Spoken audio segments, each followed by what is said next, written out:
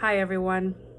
My name is Sofia Rabros. I'm here in Plantation. I'm a marriage counselor, and I've been really thinking about what kind of message I wanted to give out there about how couples can survive this time of crisis in our country. It's such a difficult time for most of us for so many different reasons. And there's one in particular that pertains to my area, right? Which is how to make sure that you protect your relationship through this time of crisis.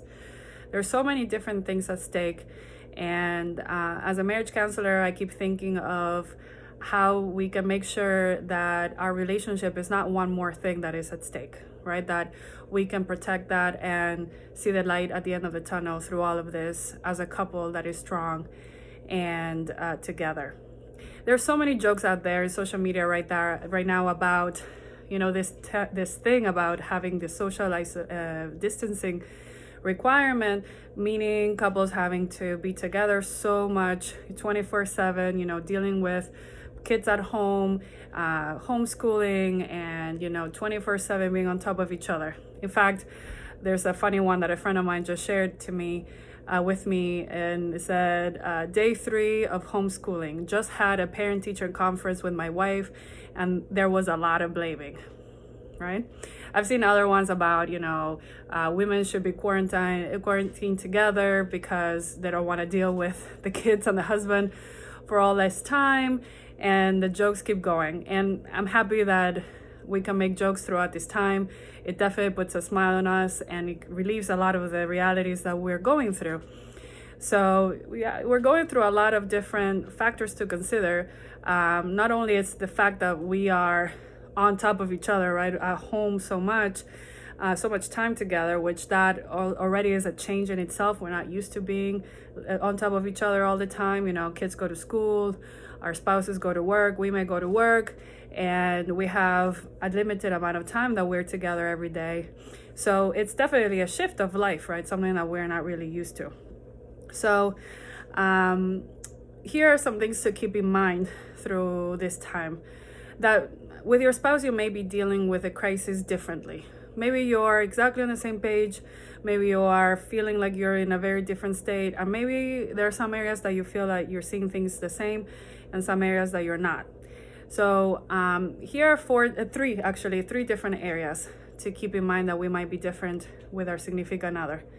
One is how we approach information in a moment of crisis, right? You may be binging on all the information that is out there. You may be reading all the articles and on social media and watching all the White House lives and totally on top of all of it.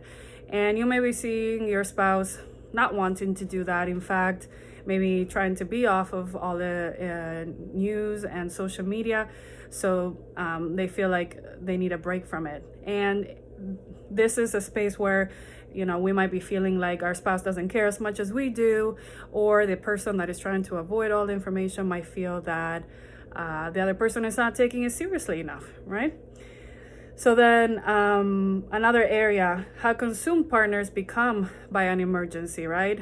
Along the same lines of one person being a lot more worried than the other, and the other person wanting to maintain a normal sense of life as much as possible, keep structure, routines for the kids, for themselves, and everything else in between.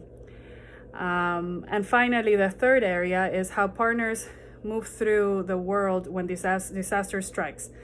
So that would be the difference between one being structured, purposeful, and having a proactive approach versus the other person wanting to take it a day by day as situations happen, more in a spontaneous approach. As you can see, these are ranges, right? And feeling that at times they can be very opposite. So one of the things to keep in mind is to not polarize each other, meaning not trying to not stay in those extremes. Basically, a mindset approach that not one way of doing things is the right way of doing things, right? And that we all need to feel heard through these times, and we have to find a way to cater to each other's worries and concerns, and as well that each one of these approaches has its pros and its cons. Okay, so for example, the person that wants to binge on the information versus the person that wants to stay away from social media news is, the pro of staying on with the news and the media is that you're not surprised, everything that is happening. The con is you might be very anxious because media sensationalizes things sometimes, that makes things feel very anxiety provoking. They have to do that because, at the end of the day, they make money by each click that they get. And there's a reality around that as well. And then on the other hand, the person that wants to stay away from social media and news, the pro is maybe feeling more relieved, maybe feeling like they can handle day-to-day tasks more normally, go to work or do whatever they need to do as it presents itself. The con is maybe not being as informed, right? Not knowing really what's happening and not being able to prepare and plan. So there's somewhere in between all of that if we work together as a couple, we might find a great balance. And that is one of the things that makes us more powerful together when we are in a relationship, that we can complement one another and as such be stronger and more informed and more protected, but at the same time being able to enjoy and stay in the moment. So what I invite you to do is to look at these ranges and see if you can find any appreciation in what your partner is doing through these times, even if it's the opposite of what you are feeling like that you need to do. As well as make sure that you reach and stay in contact with other people. One of the things about social distancing is that if you're an extrovert, you might really be struggling with the idea of you're not going to be able to see people and talk to people as much in person and be in crowds that might feed your energy. Maybe the introvert might love this, might feel like, great, this is a time for me to recharge and to not need to engage as much. And for those that are more on the extrovert end, this is a time to make sure that we stay connected by, FaceTime, phone calls, try to avoid all of it being through text, because while texting is great, it also takes away the human factor in it, where at the end we're just looking at a screen, while with FaceTime we can see the other person's expressions and gauge a lot more what they're going through and find more relief in that way.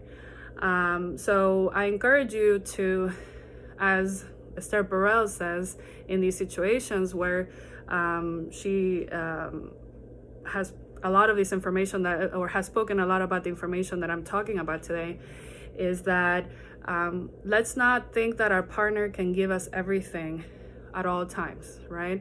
There's a lot of burden on our partner at this time when we are all day long on top of each other, 24/7 together, and then hoping that they can provide us every sense of emotional comfort or need that we may have. There's also a need to make sure that we reach out to others and find support from other people that we love and that care about us. So there's a lot of things at stake, and I really believe that keeping this in mind can make sure that your relationship stays strong, and that we come together not only as a community but also within our marriage. So I hope you much success in this time, and I will continue to provide tips through my social media, whether it's through memes or videos. So if you have any questions, please feel free to reach out to me, either through my website, www.sofiaraversa.com, or right here through the Instagram or Facebook comments. Okay? Much love to everybody. Stay healthy.